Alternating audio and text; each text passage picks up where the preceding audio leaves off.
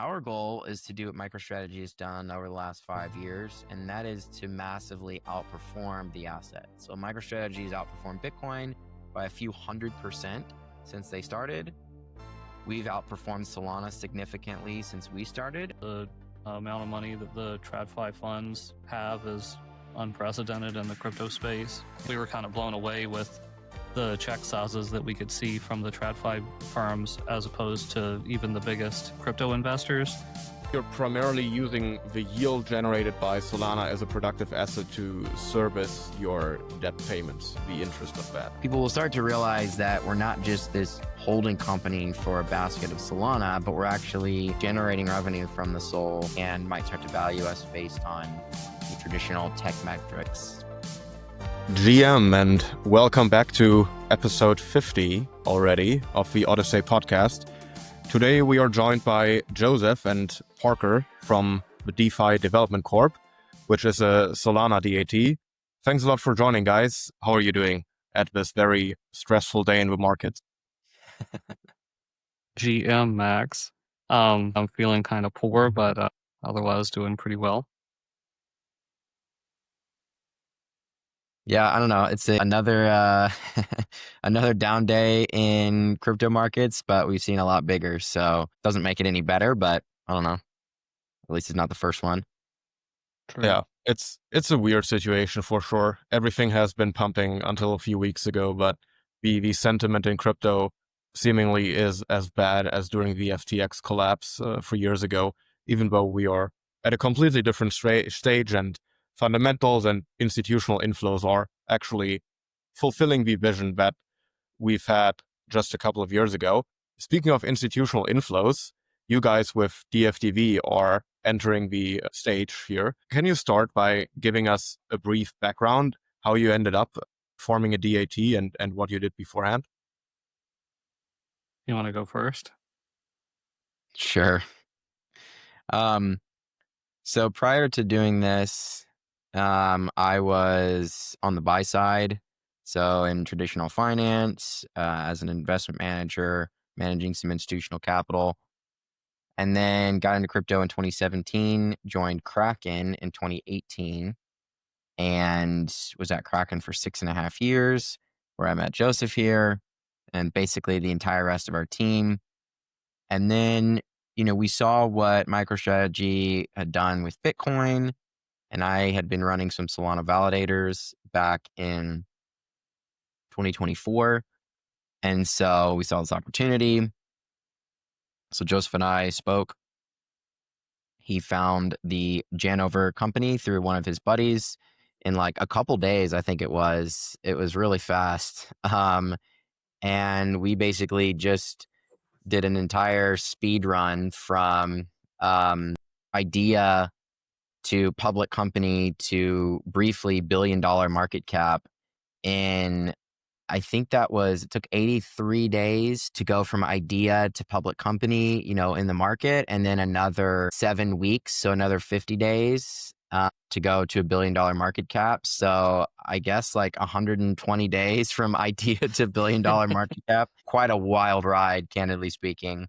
And then, of course, everything has happened since, and we continue to build out the business and raise more capital, and more DATs have certainly launched. But that brings us to today.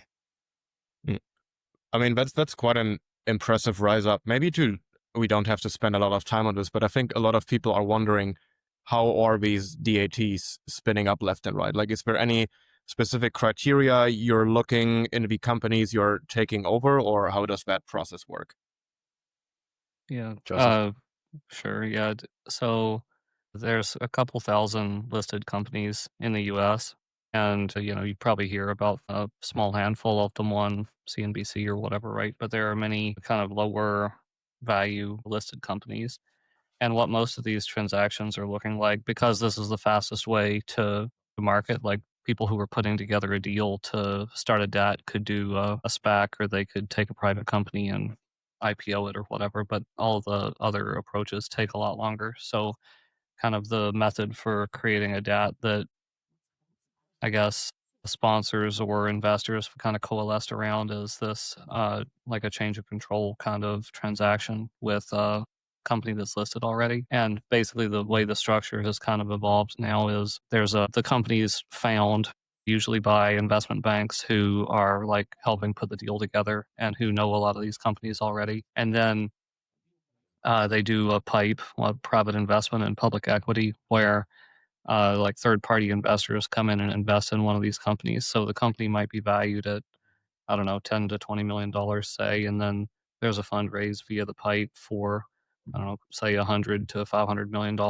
I'm just giving kind of broad ranges because we see quite a variety in the market when a lot of these kind of come about. And then that transaction essentially mints a whole bunch of new shares that dilute out existing shareholders and give the incoming investors more or less control of the company.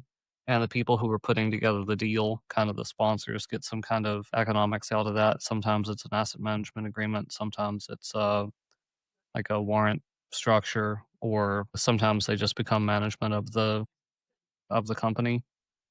And then the funds that are used or that are gained from the fundraise into that company are used to purchase a digital asset, and thereby the company becomes a DAT. And the companies always maintain their legacy business, or in every case we've seen so far, these companies maintain their legacy businesses, and that's the kind of the beginning of a DAT journey.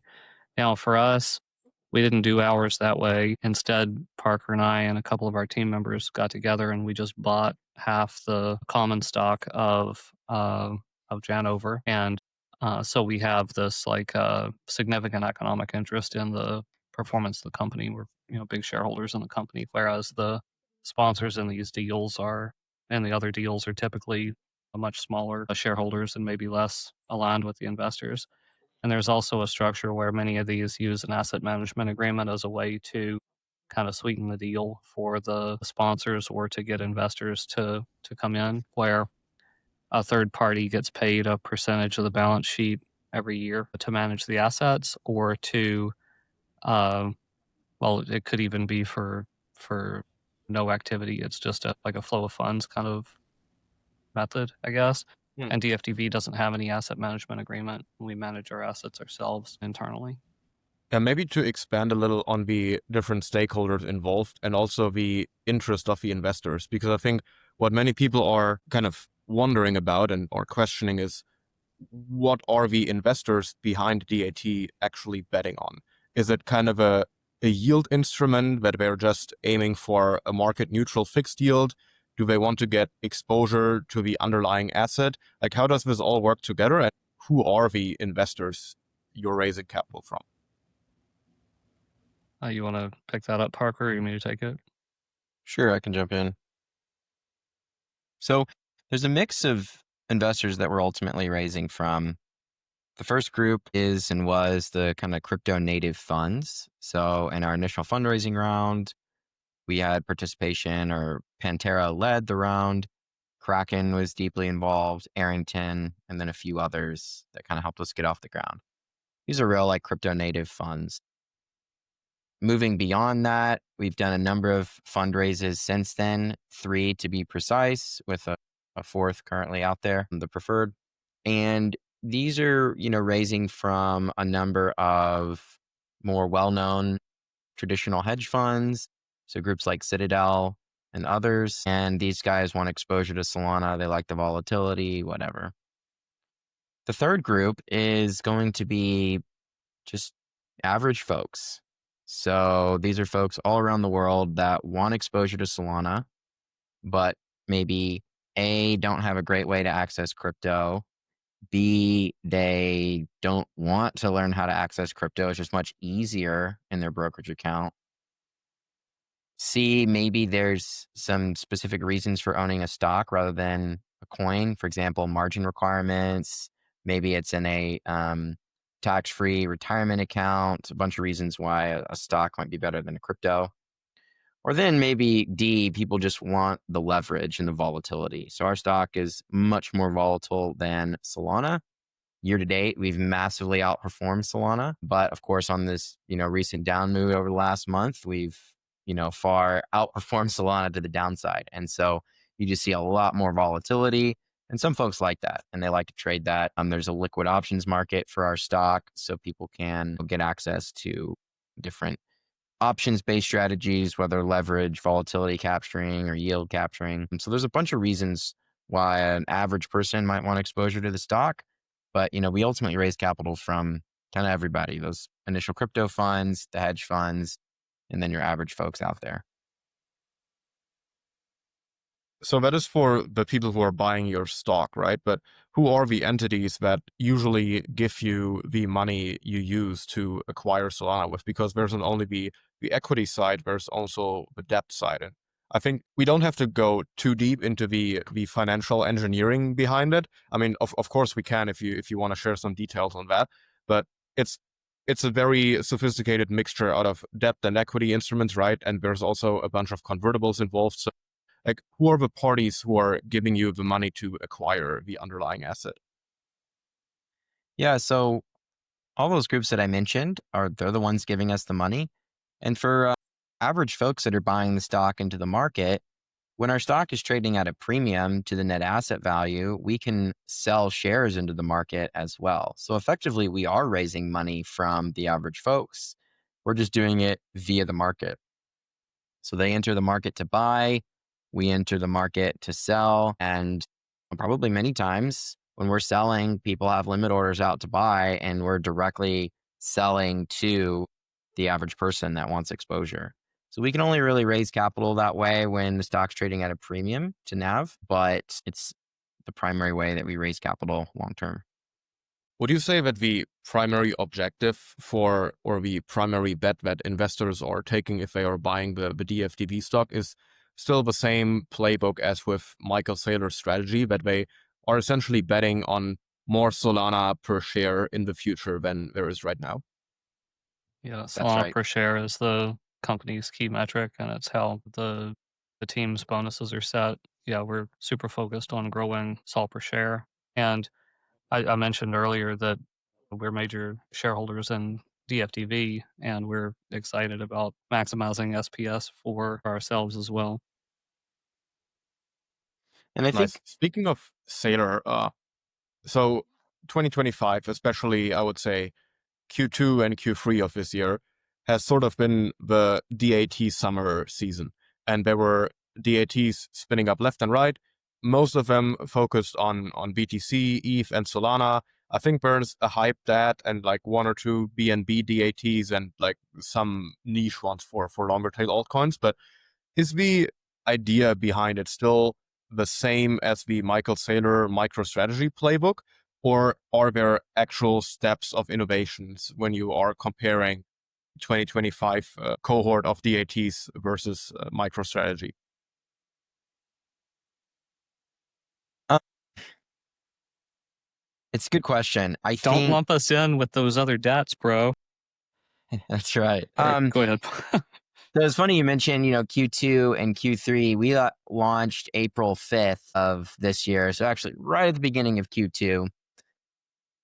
But the thesis for us has always been kind of MicroStrategy plus. And that's because Solana is a productive asset and there's a lot that we can do with it. And given our backgrounds in crypto, our DeFi experience, we feel like, we're pretty well equipped to do those things that you can do with it. And so what I mean by that is, first off, Solana has staking. You can generate yield on that. You can run your own validators in-house, which allows you to get third-party delegation and charge fees on that, and then also stake your own SOL. And then there's ways that you can increase your validator profits a little bit with some technological enhancements. Then we can deploy our assets into DeFi. So we have our own LST, DFDV SOL. We have partnerships with a bunch of projects across the space.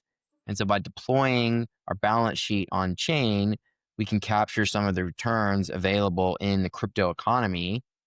And as long as the rate we're able to generate on our balance sheet is greater than the rate that we're paying on our debt, then we're actually capturing a pure spread there.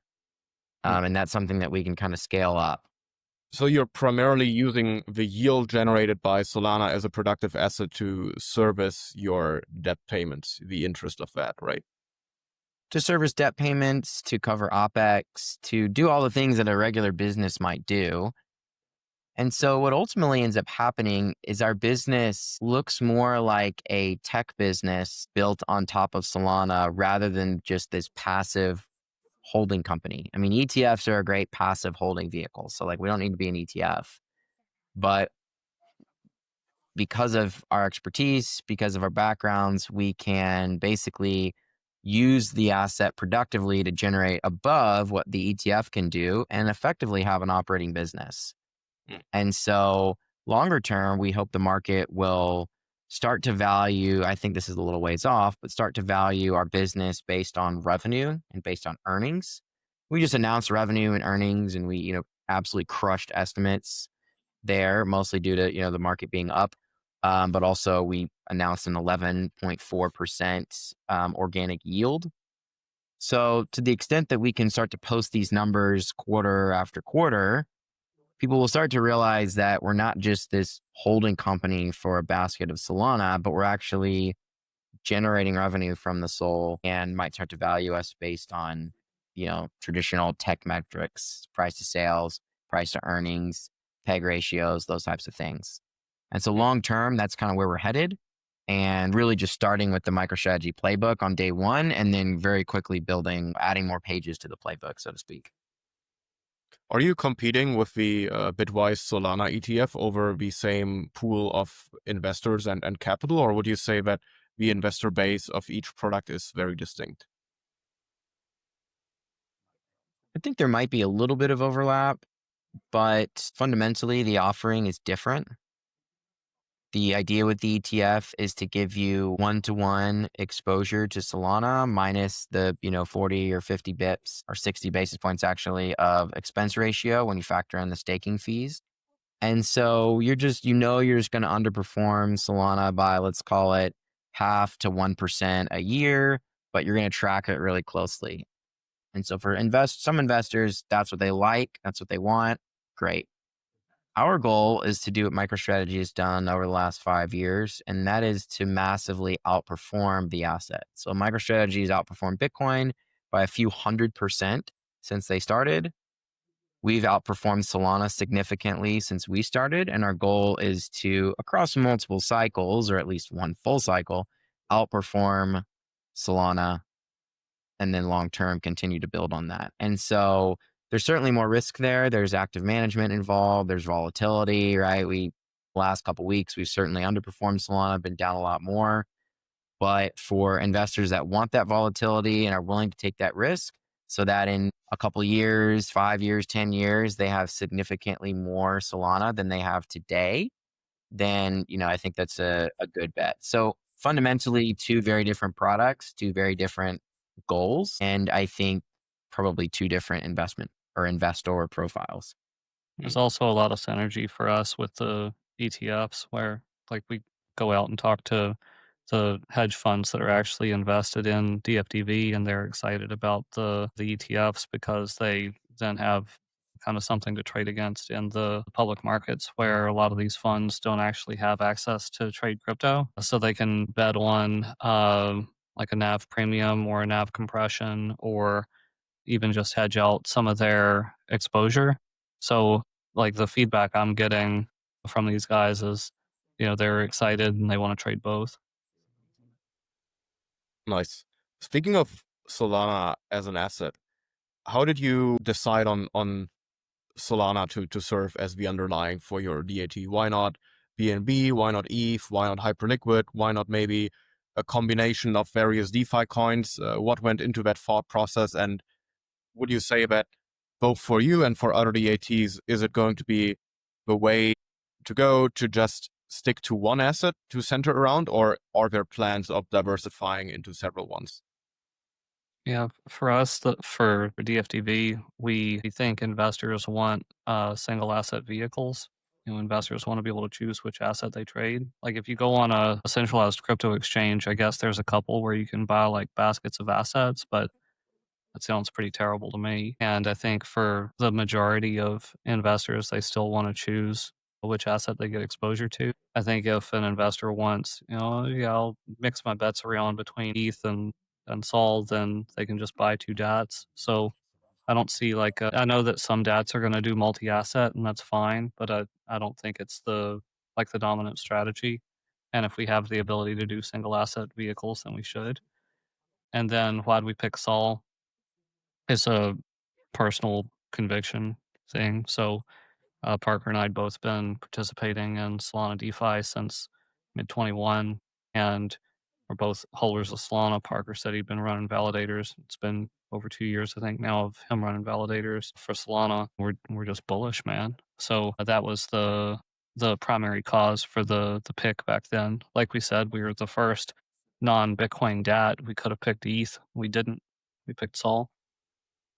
Speaking of your bullishness on Solana as the asset, to what extent does your average buying price of Solana matter towards the financial health and resilience of the company and the underlying debt and equity structures?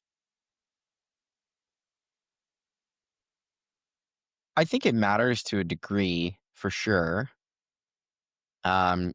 Investors do seem to care about your average buying price and your inbuilt realized or unrealized gains or losses. I candidly think that the unrealized gains or losses don't matter as much, and it's more where did you take on your debt and at what prices were you buying with the debt.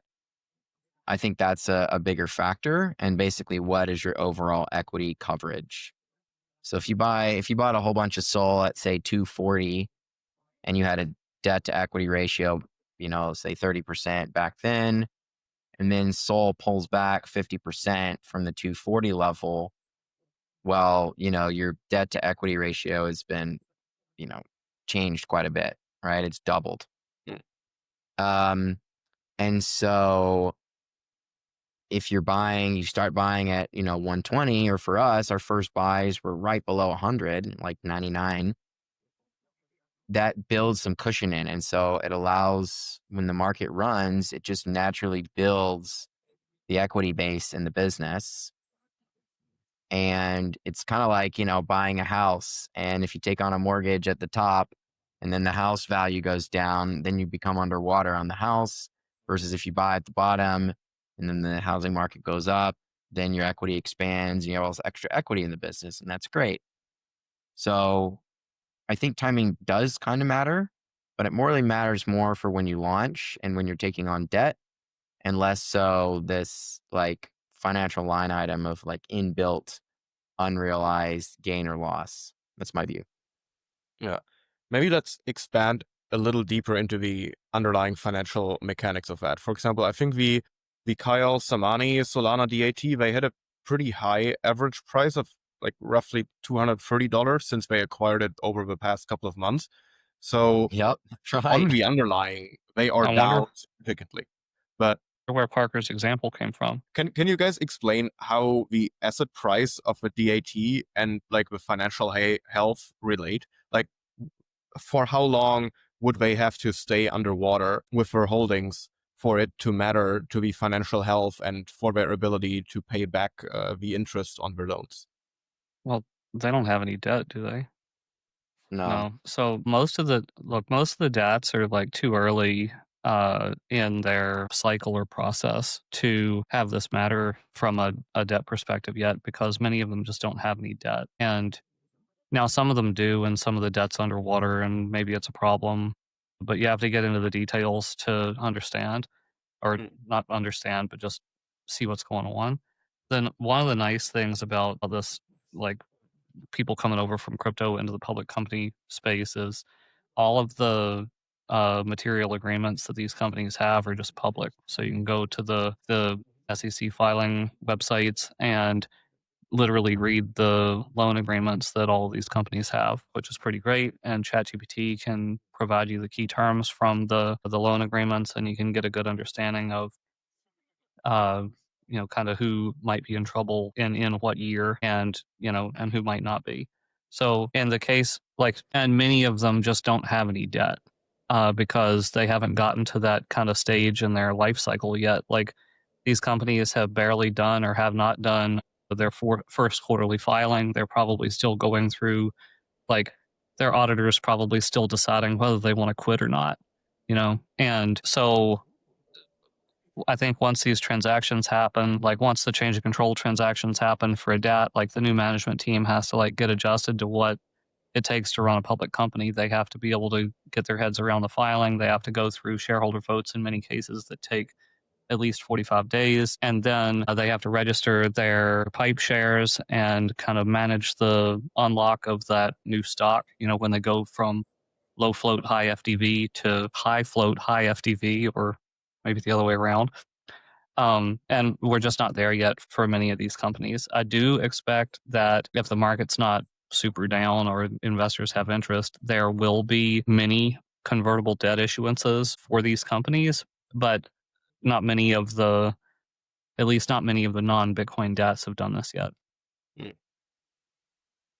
So would you say that Strategy and Sailor is also not only in a different position because Bitcoin as an asset is very different, is kind of viewed as a separate asset class by many TradFi folks, but also just because he has been so long in the game and is at a complete different stage of maturation with the company, he's been able to spin up such a wide variety of instruments?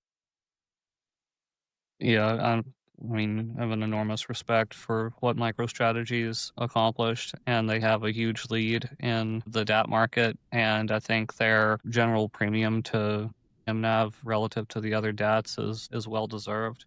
And I would expect that it could expand in the future as they build kind of for lack of a better word, a Bitcoin bank. A Bitcoin-backed financial instrument factory. When looking at DATs, obviously the NAV premium is something that all of you guys are aiming for. Are there specific instruments you can use or strategies you can implement to push up the NAV? And in like the time that you've been around as a DAT, have you been able to identify any individual factors or influences that have led to your NAV to share price rise or trade as a discount? I'm curious what Parker thinks there, but I think it's a bit early on this, and I think the market's not meaningfully evaluating differences between the DATs yet, and I think that's coming. But how we think that this is going to play out is the yield on the treasury will be the number one factor that ends up mattering for whether it drives a premium or not. And Parker mentioned that in our recent announcement about our quarterly numbers, we yielded 11.4% organic yield last quarter, which I think is going to be the best performance of any DAT for the quarter. And hopefully we're able to continue to outperform the other DATs from a yield perspective. Nice. Maybe speaking of your metrics, we could take a look at your dashboard, which is very extensive. So you have a bunch of metrics there. Let's say somebody's interested in acquiring some DFDV stock. What would you say from an investor's perspective are the important metrics to keep track of, and like which ones are the ones you're trying to optimize for right now? Yeah, so I think there's two key ways to think about it. The first one, if you go to the NAV and SPS tab, the first one is going to be valuation. So what price are you getting in at today? Obviously, you can see the stock price there, 757. But what does that mean? Well, we've got a number of different NAV calculations here. So we've got our headline MNAV, which is at a 25% discount to the Sol holdings. Now, that doesn't factor in some of the dilution that could occur from the convertible bonds converting. And so, or other convertible securities. And so that's where you might look at the fully diluted number and say like, okay, this is at a 6% discount if all the shares out there convert. So I think those are probably the best two numbers to look at, the headline MNAV and also the fully diluted. And that gives you a kind of a snapshot, a point in time of like, how is this thing priced today? So then if you go back to the first tab, the long-term bet is on the growth. So on the first tab here, we talk about where we're going. So the goal is by mid next year, we want to get to a 0.165 SOL per share. So about a doubling, a little over a doubling from where we are today. And there's a bunch of levers we have to pull to get there, right? We can raise capital accretively, our organic yield. Even if the stock trades at a big discount, we can do buybacks, a bunch of different levers to pull to try to hit that midterm guidance. And then long term, our guidance is by December of 2028 to hit 1 SOL per share. And you can kind of see the dates if you mouse over the tooltips there. And so this is kind of the growth story. So there's two components to this. It's like, what price are you getting in today? Is it cheap? Is it expensive? And then what does the long term look like? And you put these things together, and that kind of builds the investment thesis. And so I think those are the metrics that investors should look at when evaluating. And obviously, past performance is no guarantee of future returns or performance. But this is kind of, I think, how most folks are ultimately evaluating it. And this is how, DATs are valued today. So contrary to many crypto native companies, you guys are not necessarily like, or have to be all on chain, but you're also regulated in a traditional manner. So you have to publish quarterly reports. And I think you just published your latest one very recently. So are there any metrics you'd like to highlight out of that, and like anything interesting that has been popping up?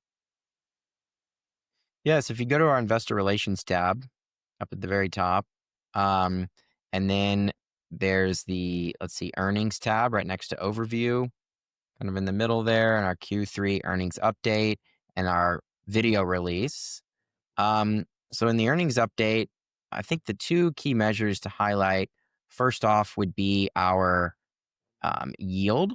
So right there at the top, 11.4%. Now we've guided towards 10%. This past quarter, we were able to outperform that, but like, we're still guiding towards 10%. And so this is a So that is key the differentiator yield you're relative able to achieve on chain with your Solana, right?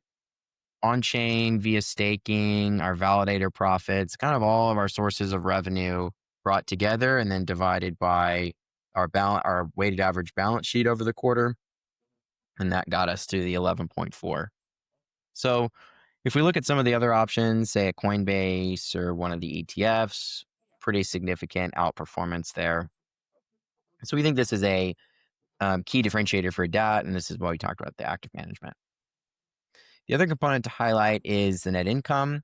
So 59 million, which again, a lot of that has to do with the inbuilt unrealized gains from the quarter, where the price of SOL went up quite a bit in Q3.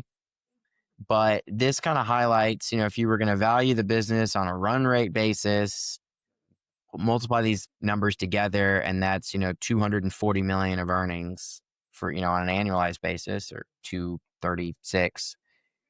And obviously that's a pretty large number for a crypto company. And that means today we're trading at like a 1x or 1.2x PE ratio on an annualized, go forward basis. Obviously, the price of SOL is way down. So, Q4, we'll have to see where the price of SOL ends for the quarter. But the point is, if you start to look at the business on an earnings basis, it actually looks really, really cheap relative to basically any other business out there, just, generally on the stock market. And so that's another number that we're very pleased with, and we want to continue to drive going forward.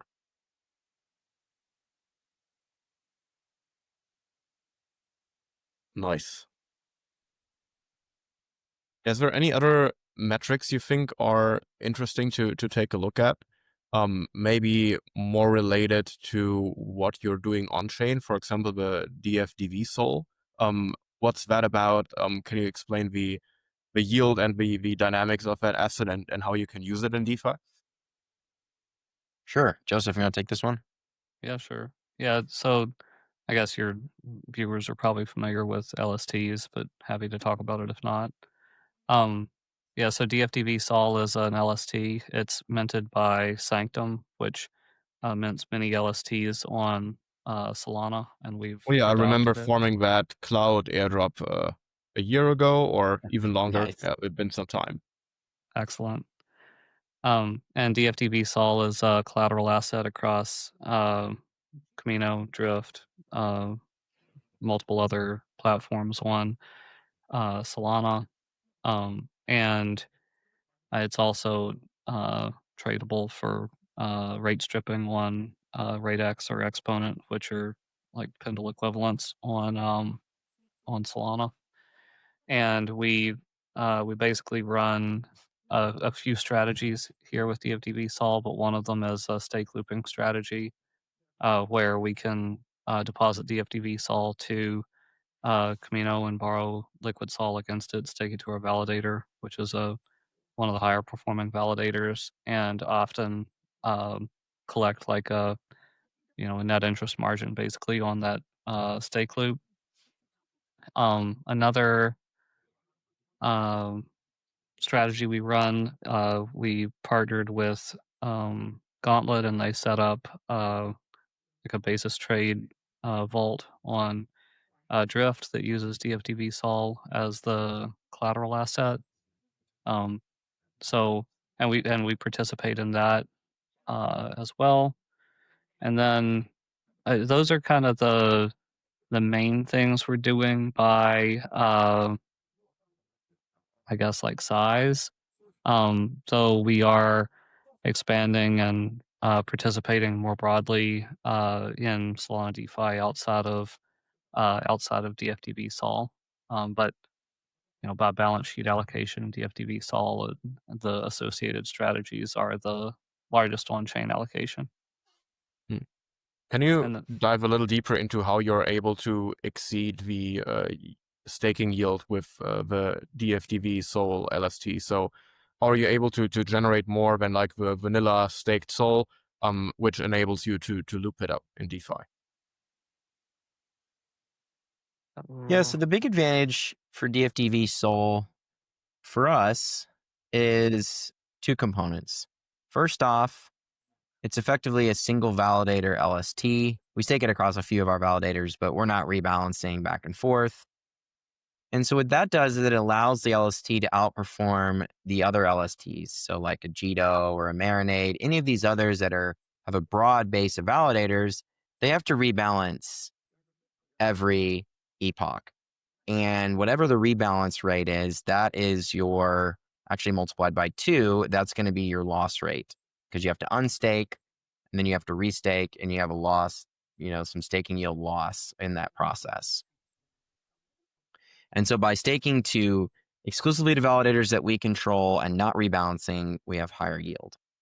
Additionally, we, for us, capture all the fees. So we charge very low fees on our validator, but their fees aren't zero. And so we capture all the fees ourselves.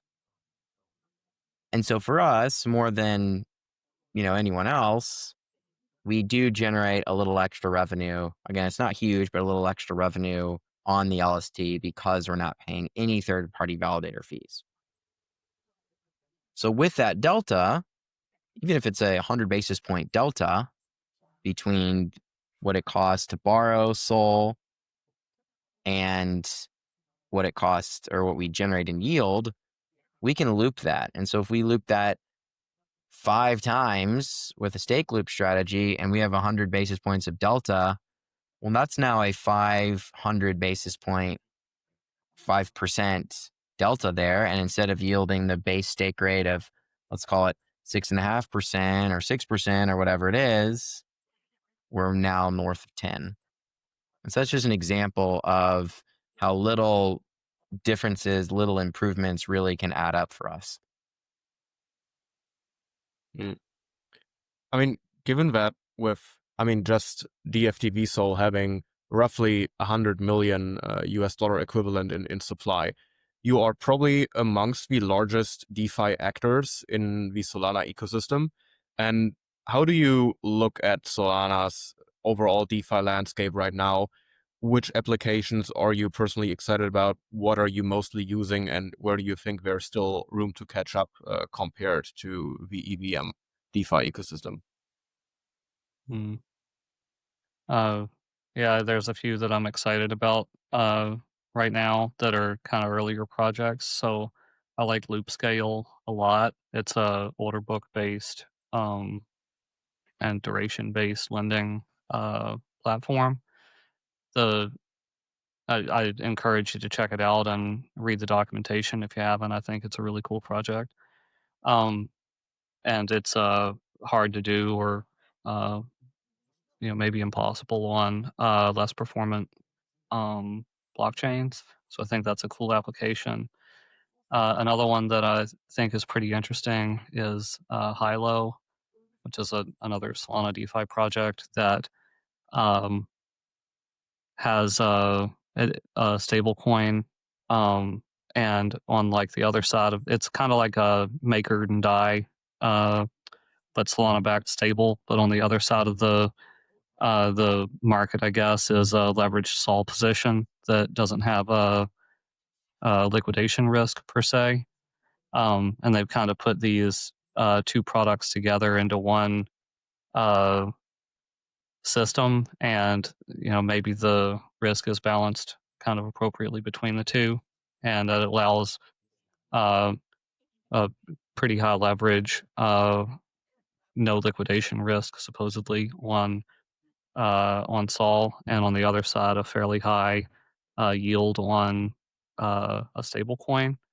And I think there's going to be a lot of these. I mean, I know there's already many of these kind of markets that sort of take a financial product, break it into two pieces, then like sell both pieces to uh, investors that are kind of supporting each other or betting against each other, and kind of another way of looking at it. And this is just a pretty good application of one of them, I think. Um, and DFDV isn't meaningfully participating with either of these yet, but I think they're both cool projects. Active and growing on Solana. Are you And in then direct talks with a lot of the Solana DeFi projects, or are you trying to kind of unlock new means of composability? Are they trying to offer you private deals for TVL inflows, or how does the on-chain farming side of your business roughly work, and like what are the day-to-day activities there? yeah, we're frequently asking for, can you add this or that to, this or that pool, say, what would it take to get this asset as a collateral asset, that sort of stuff. And yeah, of course, we're looking at token deals. It's kind of funny. I get these documents every once in a while from new projects, and the document's titled like digital asset treasury pitch. And I'm like, oh, am I like the 10th company to see this or what? So the DeFi projects are out there hunting for DAT based TVL for sure, which is a interesting thing to see. Are you executing all of your DeFi farming yourself, or are you cooperating with some vault curators that are running a couple of these strategies? Both, but the only vault curator that we're participating with now is Gauntlet, but we're open to doing more and have definitely spent time with some other teams on the vaults. Nice. Let's say the bull market is so over and we are about to enter a bear market. Over the past months, there has been a lot of concern on the timeline that we have entered a DAT bubble and that they are posing a systemic risk to various assets. I mean, mostly talking about BTC with MicroStrategy, of course, and then ETH and Solana as well, because these are the ones where you have meaningful DAT holdings. What do you make of that claim, particularly in terms of like the kind of long-term setup of most of the financial structures that are backing the DATs? Like personally, I think ever since DATs became a thing, a lot of people have talked about DATs being a bubble and like being a systemic risk. So bubbles usually don't pop when everybody's talking about it. But yeah, do you think that, let's say we are embarking on a 12-month bear market from now on for also the major assets? What do you think is going to happen to DATs going forward? Are any of these going to implode? And in the case that they are trading at a substantial discount, but there's no actual risk of them blowing up, do you think that there's any opportunity for like consolidation or merging and acquiring some of the DATs? Yeah. Okay, to full nuance, I don't think we're going into a bear market here. I think we're just having a bad couple of days. We'll see. Now, if we assume that we're going into a bear market and hypothetically we're talking about what the outcome of that is, then yeah, a lot of the DATs are going to trade at a bigger discount to NAV. I think there's probably like two scenarios where, or maybe three scenarios where DATs lead to like a blow up, and a major market downturn. One is like a major DAT has a security compromise. Like one of the custodians is hacked or something, Anchorage blows up or something, right? So, and then DATs are storing their assets with these custodians, say.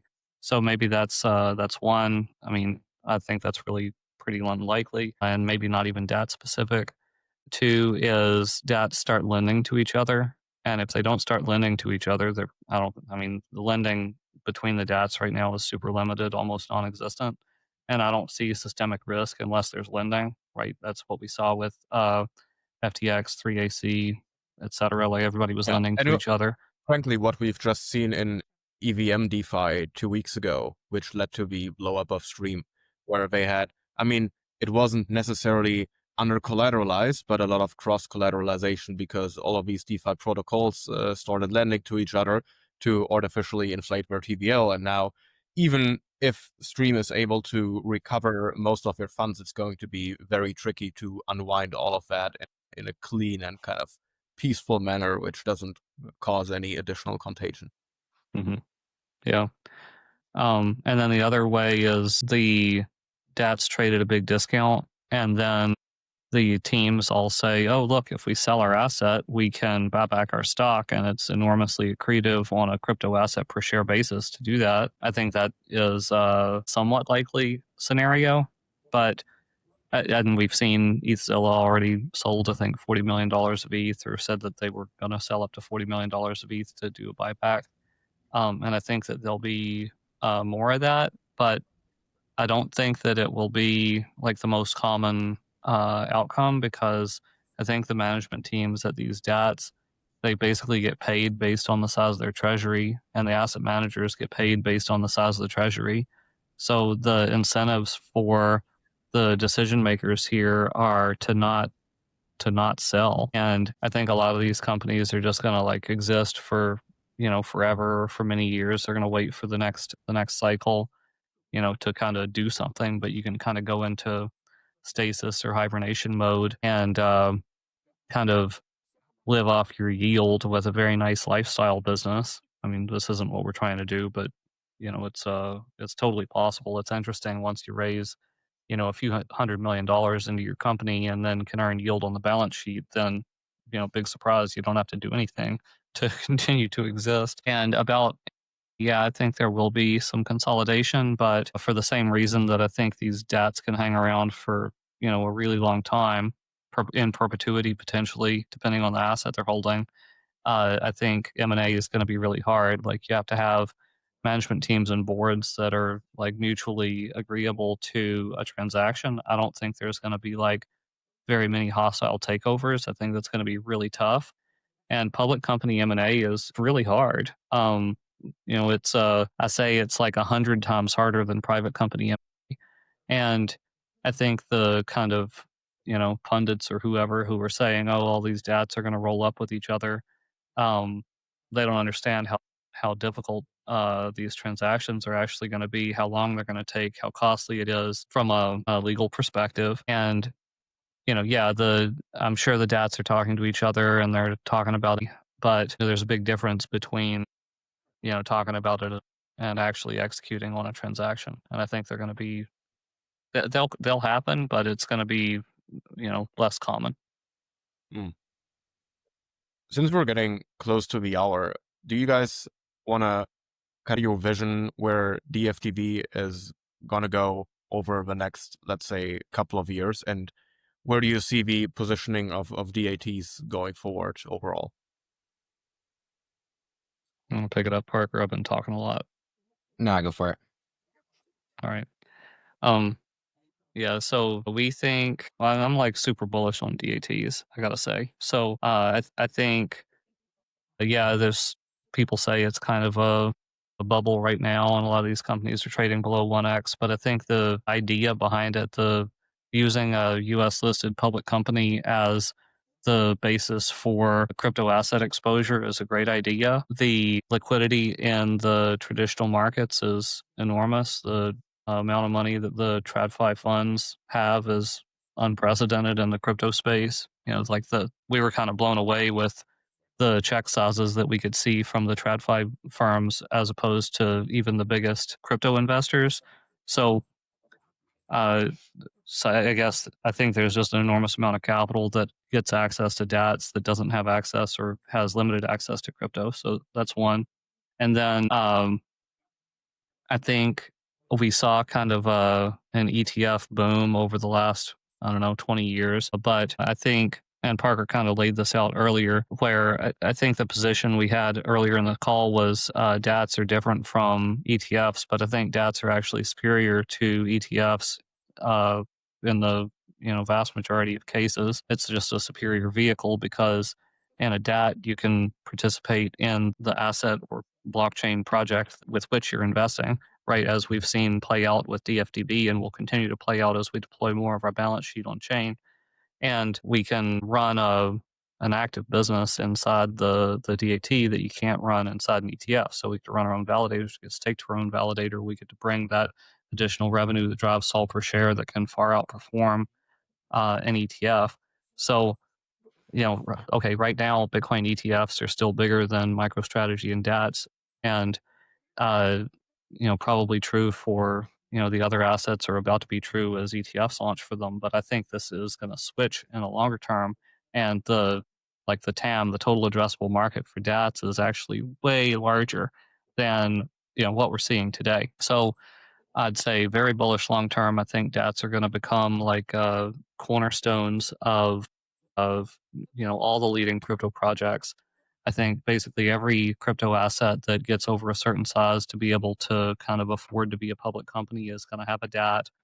I was going to say, and I think as an example there, if we look at another commodity, let's say oil, you could buy an oil ETF, but oil ETFs actually underperform the asset itself, oil.